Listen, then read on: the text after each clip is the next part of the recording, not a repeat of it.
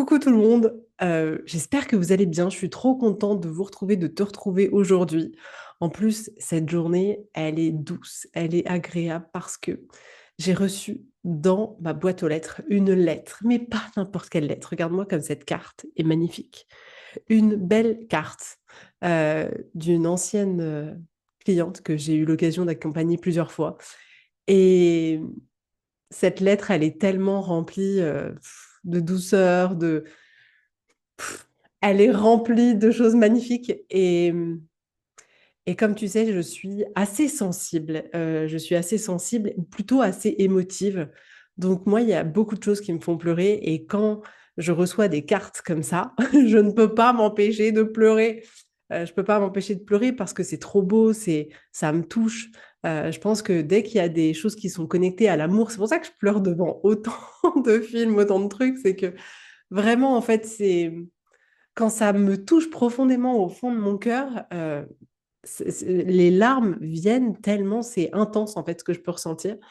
Et ça m'a tellement touchée, c'est tellement beau de vous voir cheminer, de vous voir réussir, de vous voir accomplir dans ce cas-là des prouesses juste magnifiques, des changements de direction de vie qui sont juste mais incroyables que cette lettre, elle me touche autant pour ce qu'elle me dit à moi que de voir la femme qu'elle est, de voir ce chemin qu'on a parcouru ensemble. Et je suis tellement reconnaissante, en fait. Je suis tellement reconnaissante parce qu'en fait, vous le savez pas, les filles, mais en fait, chaque femme que j'ai accompagnée, euh, ça m'a tellement fait grandir, ça m'a apporté tellement, c'est des tellement belles rencontres. Et cette rencontre-là, avec les petits papiers cadeaux, là, cette rencontre-là, si tu vois sur YouTube, tu verras la carte que je t'ai montrée, mais cette rencontre-là, elle m'a bouleversée. Elle m'a vraiment bouleversée, donc ça m'a mais tellement touchée, trop beau. Bref, j'espère que vous êtes prêts, j'espère que tu es prête pour Noël, pour tout ce qui arrive. En tout cas, moi, je pensais être prête, mais en vrai, je suis pas du tout complètement prête. J'ai fait ma maline sur un épisode, on disait, ouais, moi, j'ai tout fini. En fait, que dalle. Je me suis rendu compte qu'il y avait des trucs que j'avais oubliés. Mais j'aime, en fait, j'aime que cette période, elle me fasse chaque année aller un peu plus loin dans le fait de pas complexifier les choses, dans le fait de pas vouloir être parfaite, parce que je sens qu'à chaque fois, ça revient comme ça. Et je vois le cheminement et parfois, je vois encore ce qui reste à faire. Mais j'ai fait la maligne, en fait, je vais pas te cacher, en fait, j'ai pas du tout fini, quoi. Je pensais que j'avais fini, mais pas du tout. Juste, j'avais oublié ce que j'avais pas fini, c'est plus ça.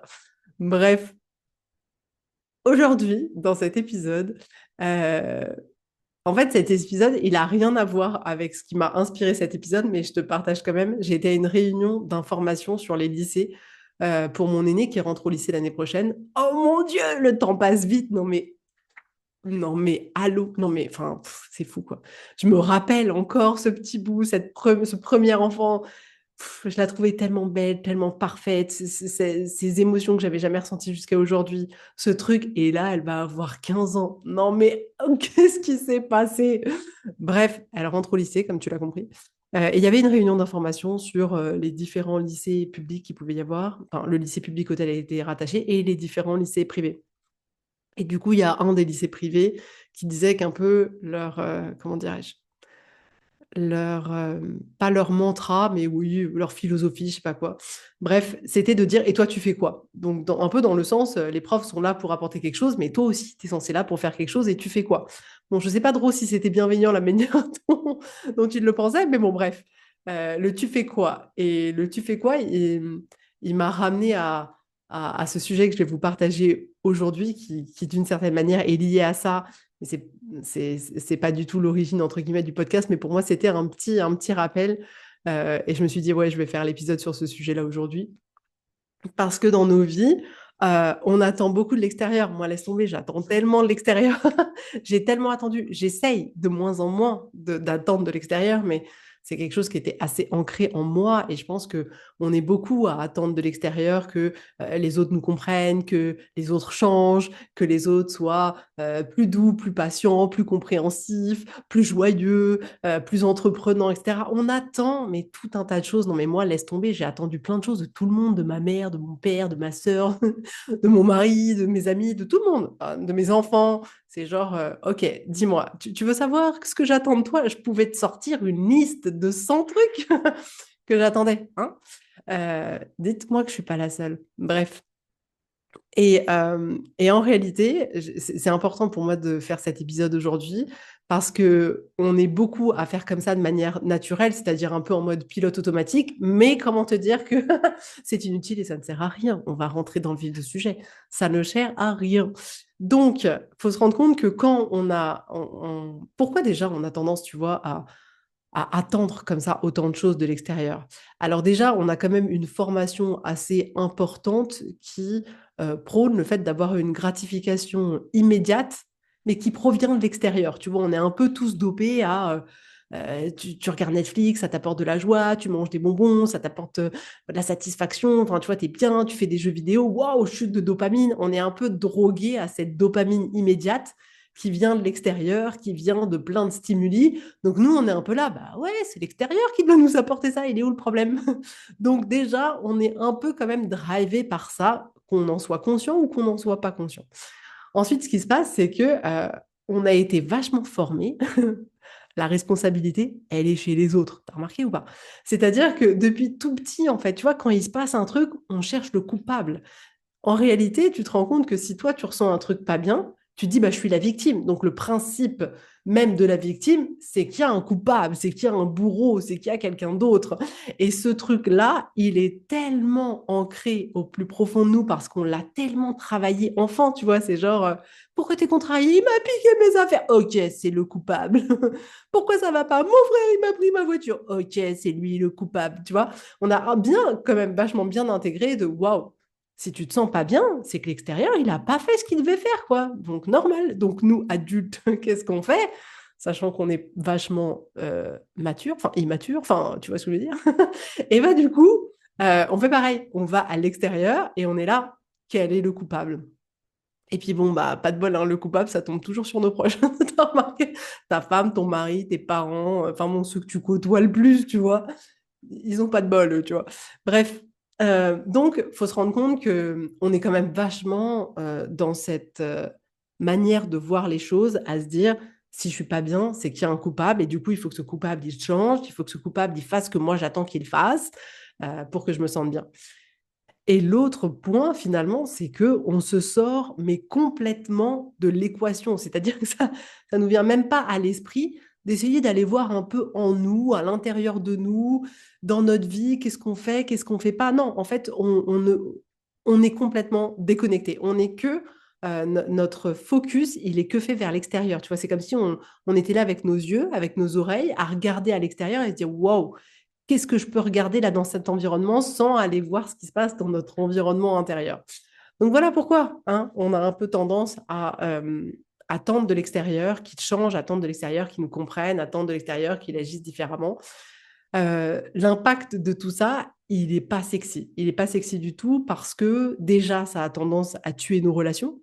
Parce qu'on est là à dire, mais tu n'as pas bien fait, tu n'es pas une bonne personne, tu fais pas comme il faut, tu n'es pas à la hauteur, ça va pas du tout.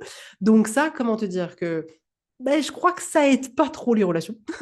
Ensuite, il y a le fait de, comment dirais-je, qu'on entretient ce qu'on veut pas. En fait, plus on est là à essayer de dire, mais en fait, c'est de l'info d'un tel, plus on se coupe l'occasion de rectifier quoi que ce chose et de rectifier quoi que ce soit. C'est plus quoi que ce chose, pardon, de rectifier quoi que ce soit.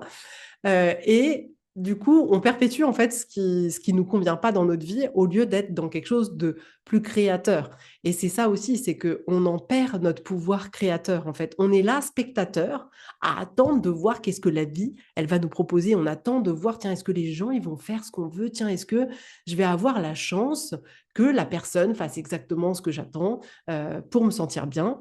Mais ça, c'est se retirer le plus gros pouvoir créateur qu'on puisse avoir. Et du coup, on perd notre temps dans des faux combats parce qu'en fait, c'est inutile. C'est inutile, ça ne marche pas, ce fonctionnement-là. Et en vrai, on n'a pas envie, en fait, on n'a pas envie de que notre état intérieur dépende de l'extérieur. On n'a pas envie de se dire, en fait, ma seule manière d'être heureuse et épanouie, c'est si mon mari, il a coché toutes les cases.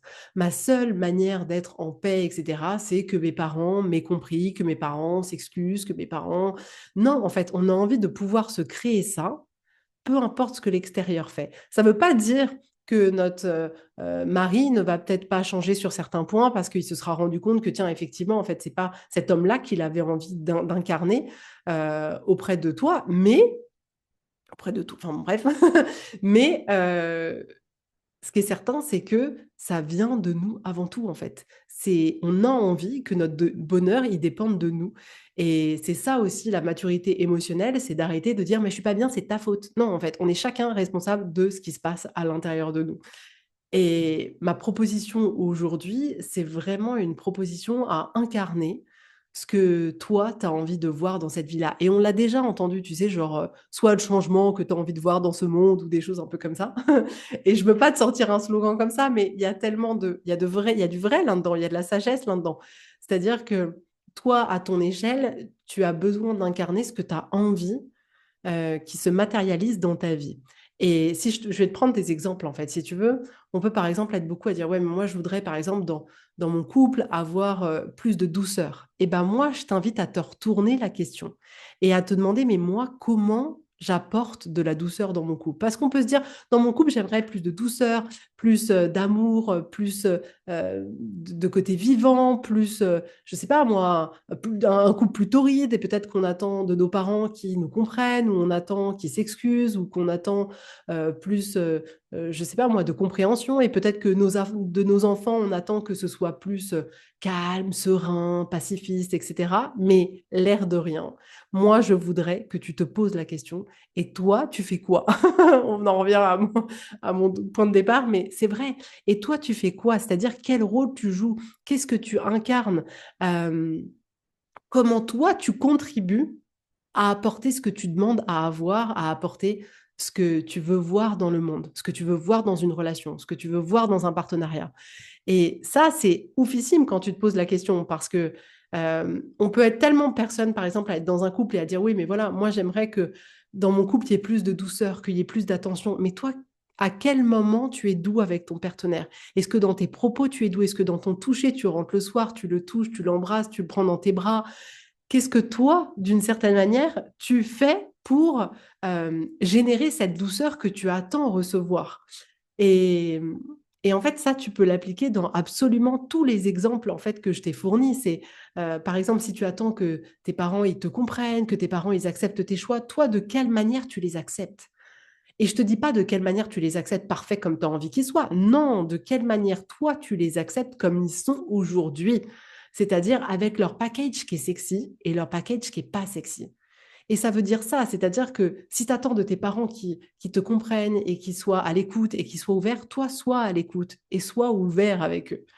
Et ça change tellement la dynamique de toutes les relations. C'est pareil avec les enfants. Quand je disais tout à l'heure, si tu as envie de ressentir, de dire, voilà, moi j'aimerais que mes enfants ils soient plus calmes, plus sereins, plus en paix. Là, c'est un peu le bordel, tout le monde gueule. OK, et toi, tu fais quoi? Et toi, qu'est-ce que tu incarnes dans ton rôle de mère, dans ton rôle de père? Est-ce que tu es là à apporter du calme, de la douceur, de l'écoute, de la patience, du temps? Ou est-ce que tu es dans le speed, faut aller vite, faut faire ça, et à t'énerver, à t'agacer? Et ça, je t'assure que ça paraît rien, mais en réalité, notre environnement ne fait que mimer ce que nous on apporte. Donc plus tu vas apporter de douceur avec tes enfants, plus tu vas en recevoir. Plus le climat à la maison il sera doux. C'est pareil dans ton couple, plus tu vas apporter de la tendresse, plus tu vas voir il y a un truc qui va se passer et tu vas en recevoir. Et moi je trouve ça hyper fort de le faire et non pas le faire pour attendre quelque chose en retour. Moi, je n'ai pas envie de te proposer de le faire pour te dire, OK, tu vas le faire comme ça, tu vas pouvoir obtenir un truc en échange, tu vois, parce que ça, c'est une transaction. Non, moi, je veux juste que tu apportes sincèrement avec ton cœur ce que tu as envie de voir dans le monde et ce que tu as envie d'expérimenter, mais juste parce que d'une certaine manière, c'est toi. Et, euh, et c'est ça qui est beau et qui est le plus transformateur, c'est justement quand on l'offre d'une certaine manière euh, d'un don qui n'attend rien en retour, pas d'une transaction, pas de OK, je fais ça et du coup, bah, vu que maintenant moi j'ai été douce, toi tu dois être doux. Non. En fait, on est tellement, comment dirais-je, on est tellement fort pour comprendre les êtres humains, pour comprendre le langage non verbal, pour comprendre les non-dits, pour comprendre quand il y a un truc qui se trame. Moi, quand ma fille, elle vient me voir, mais je la sens à 10 kilomètres quand la transaction, c'est une transaction. Genre, maman, je suis là, non mais, enfin, vas-y, ne joue pas avec moi, s'il te plaît. Sois juste sincère, juste ça. Et de la même manière qu'en parlant de sincérité, si tu attends, tu vois, dans ton couple d'avoir plus d'honnêteté, plus de vérité, sois honnête, très honnête. Tu vois, et cette authenticité dans ce que tu penses, dans ce que tu ressens, et ose l'exprimer, ose l'incarner. Et ce travail-là, il est d'une puissance, mais dinguissime. Il n'est pas facile à faire parce qu'on a tendance hyper rapidement à retourner dans nos anciens schémas parce que c'est rapide, parce que notre cerveau, il a l'habitude de fonctionner comme ça et il va reprendre ces autoroutes qui sont hyper faciles à prendre pour lui. Et ça demande un vrai effort conscient de se dire, OK, là, je vais aller regarder à ma fenêtre. Tu sais, c'est un peu le principe de on peut être hyper fort pour aller voir ce qui va pas chez les gens. Vas-y, va voir ce qui va pas chez toi, tu vois. Et là, c'est pareil, on va voir ce que les autres n'apportent pas. Ok, viens voir chez toi ce que toi t'apportes pas. Et quand tu fais ce travail-là, tu fais, tu sais, c'est un peu inconfortable. C'est genre là, ça pique là, genre comme si tu t'étais assis sur un nid d'hérisson.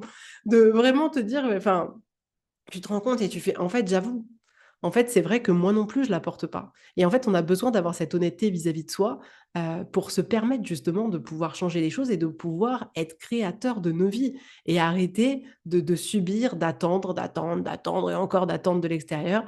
Et c'est trop beau, en fait, c'est trop beau. Et tu vois, même dans une relation de couple, si par exemple, tu peux avoir l'impression euh, que, je sais pas, tu vois, tu trouves que la personne qui partage ta vie, elle permet pas, tu vois, comment dirais-je?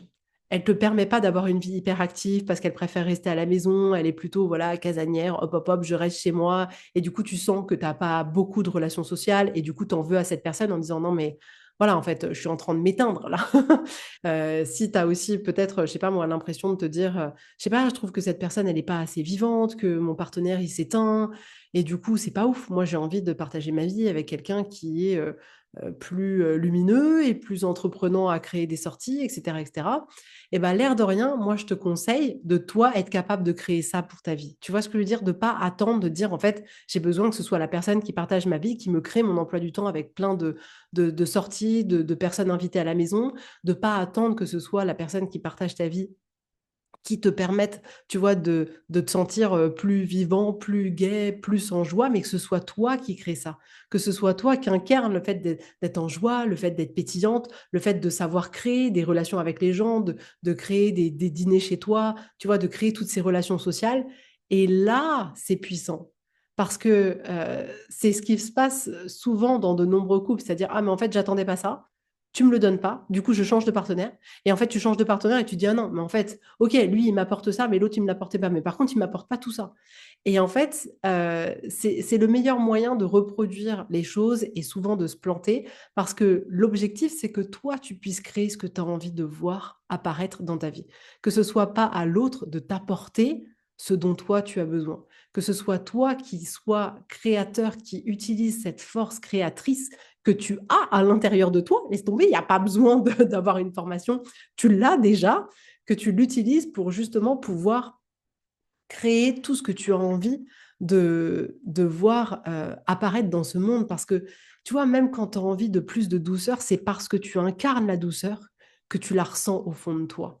Tu vois, c'est ça qui est fou. C'est comme quand on aime quelqu'un en vrai, quand on aime ou qu'on se sent aimé, l'amour, tu le ressens à l'intérieur de toi. C'est pas l'autre qui, d'un seul coup, te met une dose d'amour. On se dit, ah, mais c'est parce que l'autre, il m'aime et du coup, voilà. Non, c'est parce que toi, tu es en train de créer ça pour toi. Tu vois, si demain, tu te retrouves au taf et qu'il y a un mec qui est hyper amoureux de toi, tu vas pas ressentir son amour à l'intérieur de toi parce que toi, tu n'as pas les mêmes sentiments pour lui. Donc en vrai, ça va rien te faire. Juste, tu vas peut-être être un peu gêné, genre, ouh mince, qu'est-ce que je vais faire à la prochaine réunion? Mais sans déconner, tu vois ce que je veux dire? C'est-à-dire que euh, l'amour que l'autre te porte, il va rien remplir à l'intérieur de toi. Il y a que toi qui peux créer ce sentiment d'amour à l'intérieur. La douceur, c'est pareil. Si tu as envie de ressentir plus de douceur, si tu l'incarnes, tu vas le ressentir à l'intérieur de toi et tu seras comblé. Si tu as envie de ressentir plus de paix et que tu incarnes cette paix, tu vas le ressentir à l'intérieur de toi et tu vas te sentir bien et inévitablement, petit à petit, par onde de vibration, de résonance et de changement, ton environnement va se mettre sur la même vibration que toi. C'est hyper compliqué d'être avec quelqu'un qui est hyper joyeux, hyper pétillant et de toujours être là, oh, la vie, elle est horrible. Non, en fait, petit à petit, tu vas être là, oh, si l'autre garde son cap justement de joie, de pétillance, inévitablement, même celui qui arrivait de mauvaise humeur va finir par être impacté par ça. Et c'est d'ailleurs pour ça, tu vois, qu'on aime être en relation avec des gens qui sont hyper joyeux, hyper optimistes, etc. C'est que petit à petit, si on reste un peu en contact avec eux, on se sent un peu mieux parce qu'on commence à copier un peu leur vibration. Donc, toi, aimais cette vibration-là pour que petit à petit, ça vibre suffisamment autour de toi et que ça puisse opérer des choses. Et moi, je l'ai vu, je l'ai tellement vu, tu vois, que ce soit avec les enfants ou dans mon couple, quand moi, j'incarne autre chose, waouh, il y a autre chose qui se passe autour de moi. C'est-à-dire que vraiment, ça transforme toutes les dynamiques qui étaient pourtant établies depuis longtemps. Et, et en fait, j'arrive à expérimenter, tu vois, et incarner ça dans ma vie et à sentir à quel point, waouh, mais moi, je me nourris tellement que finalement, peu importe ce qui se passe à l'extérieur, le vase, il est rempli. Tu vois, j'ai même plus besoin d'attendre que l'extérieur, finalement, mime ma vibration parce que ça m'a tellement apporté que moi, je suis dans une vibration haute et c'est trop délicieux. Mais on a besoin de retourner à soi. On a besoin de nous être créateurs de ce qu'on a envie de voir. On a besoin de se demander, mais moi, de quelle manière j'incarne ce que j'ai envie de voir chez les autres, ce que j'ai envie de voir dans la vie, dans la société, dans le monde. On a besoin de se demander, mais nous, quel rôle on joue, quelle place on a, quel comportement on a. Et plus tu vas te proposer, tu vois, d'aller toi incarner tout ça, euh, plus tu vas voir à quel point à l'intérieur de toi, ça va littéralement, mais changer énormément, énormément. Et c'est ça que j'adore, c'est que euh, c'est quelque chose de puissant. C'est vraiment quelque chose de puissant qui fait que à l'intérieur de toi, il y a beaucoup de choses qui vont être bouleversées, il y a des nouveaux comportements qui vont se mettre en place, il y a une nouvelle manière de voir la vie qui va se mettre en place, et tu seras moins dans l'attente de dire waouh, est-ce que l'extérieur peut enfin changer, s'il vous plaît, pour que je me sente bien. Non, tu récupéreras ce pouvoir de se dire, waouh, si moi je change, si moi j'incarne ce que j'ai envie de ressentir, d'expérimenter, de vivre, eh ben, je vais me rendre compte qu'en fait, c'est exactement la vie que je veux. Et, et c'est ça que je voulais te proposer aujourd'hui, vraiment cette invitation à aller voir, toi, ce que tu apportes, euh, quelle place tu prends, quel rôle tu joues, toi tu fais quoi. Et je t'assure que dans les relations, c'est quelque chose qui est hyper, hyper puissant, tu vois, parce que souvent, tu vois, si je pense par exemple aux relations de couple, parce que j'ai eu beaucoup de séances sur ce sujet-là cette semaine, mais quand tu penses aux relations de couple, c'est tellement courant d'entendre, oui, mais en fait, moi j'aimerais qu'il soit plus doux, qu'il soit plus agréable, qu'il soit plus là, plus présent. Et en fait, quand on commence à questionner un peu, on se rend compte que bah, nous, quand on arrive le soir, on fait la gueule, qu'on répond de manière hyper sèche, qu'on fait remarquer tout ce qui ne va pas. Inévitablement, l'autre ne va pas s'ouvrir. C'est un peu mathématique. C'est-à-dire que si moi, je rentre et qu'on me fait la gueule et qu'on me fait la liste de tout ce que j'ai pas bien fait, je vais un peu avoir tendance à me fermer. Je sais pas toi, mais moi, j'ai un peu tendance à me fermer. Et c'est pour ça que c'est intéressant de se demander, OK, en fait, comment moi je suis en train de me show up, en fait, comment je me montre là dans la relation, et est-ce que je suis en train d'apporter ce que j'attends de l'autre? Pas juste, vas-y, toi, tu dois faire le taf, est-ce que moi, je fais le taf? Et vraiment, je pense que c'est les changements les plus importants de ces 2 dernières années, c'est cette responsabilité que je prends sur ma vie, sur ce qui se passe, sur quel rôle je joue et j'ai plus peur de me sentir responsable, en fait. Et quand je dis responsable, on en a peur parce que parfois responsable, on l'a associé à tu dois culpabiliser. En fait, ça veut dire que tu n'as pas bien fait les choses, ça veut dire que tu es mauvaise. Non, moi je suis humaine, je fais des trucs hyper bien et je fais des trucs hyper nuls, quoi, clairement. Et il y a des trucs, je pensais que c'était hyper bien et je me rends compte avec le temps que c'était pas ouf du tout. Euh, et en fait, on retrouve beaucoup d'humilité. En fait, on retrouve beaucoup d'humilité et on se rend compte à quel point on a pu parfois être mais tellement hautain, tellement méprisant et qu'en fait, on n'avait rien compris.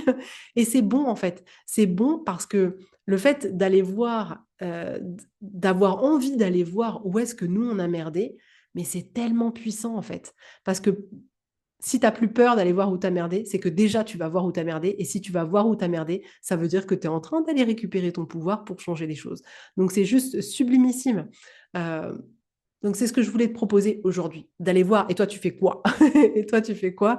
Euh, tu vois, pour apporter ce que tu as envie de voir dans le monde, dans tes relations, avec tes gens qui sont proches, avec tes collègues, dans ton travail, absolument partout d'aller observer et de te proposer d'aller incarner tout ça parce que tu en es capable, parce que ça va être là l'origine de tout ton épanouissement et de tout ton pouvoir à toi.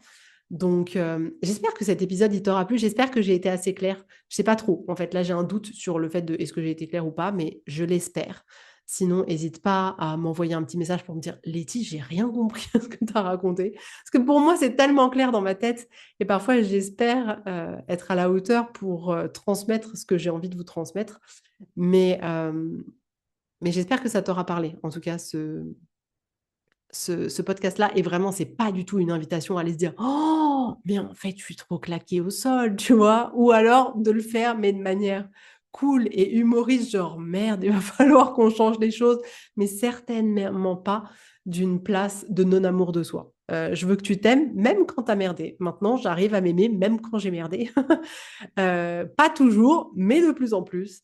Et c'est bon, en fait, c'est tellement bon. Donc, voilà ce que j'avais envie de partager avec toi aujourd'hui. Si tu as envie d'aller plus loin, d'aller transformer en profondeur dans ta vie à toi, dans tes problématiques à toi, d'incarner, tu vois, une nouvelle version de toi parce que tu sens qu'il y a des grandes transformations, que ce soit dans ta vie, à l'intérieur de toi, réserve ta séance découverte. Travaillons ensemble, tu verras, c'est doux, c'est délicieux, avec une touche d'humour, beaucoup d'enthousiasme, mais c'est surtout, ça change la vie et j'espère qu'un jour tu feras partie de celles qui m'enverront une petite carte pour m'envoyer un petit message ou qui m'enverront un petit mail avec les photos de leur vie d'aujourd'hui dans lequel elles s'épanouissent parce que c'est juste trop beau en fait, c'est trop beau pour toi, c'est trop beau pour moi. C'est juste formidable en fait tout ce qu'on peut se proposer de co-créer ensemble. Donc ne restez pas seul, ne restons pas seuls, ne reste pas seul. Euh, il y a tellement de belles choses à vivre et moi, c'est tout ce que je te souhaite. En fait, c'est ça. Donc voilà ce que j'avais envie de partager avec toi aujourd'hui. Je te souhaite une très belle journée, un très bon week-end qui pour moi est un week-end de mariage familial, donc ça sera chouette. En plus, il fait pas moins 12 degrés, donc ça va être plus doux que ce à quoi je m'étais préparée. Mais je te dis avec grand plaisir à la semaine prochaine. Bisous, bisous, bye bye.